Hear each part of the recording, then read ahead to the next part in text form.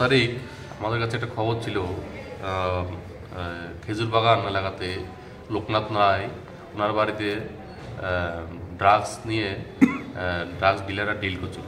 সেই অনুযায়ী আমরা ওই বাড়িতে গিয়ে রেড করে আমরা লোকনাথ রায়কে আমরা গ্রেপ্তার করতে সক্ষম হই এবং ওখান থেকে আমরা গাঞ্জা পাই এবং সঙ্গে হেরোইন 300 কোটা উদ্ধার করি।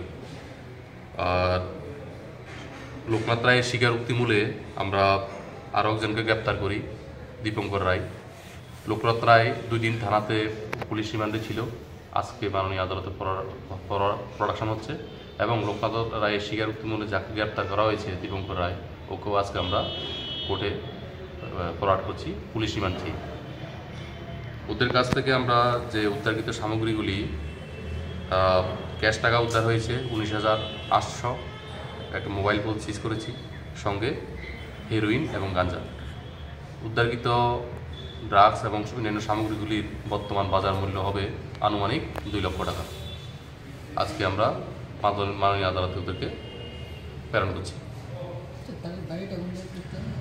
দুজনের বাড়ি খেজুর বাগান এলাকাতে। হ্যাঁ, বাড়ি থেকে অ্যারেস্ট করা হয়েছে।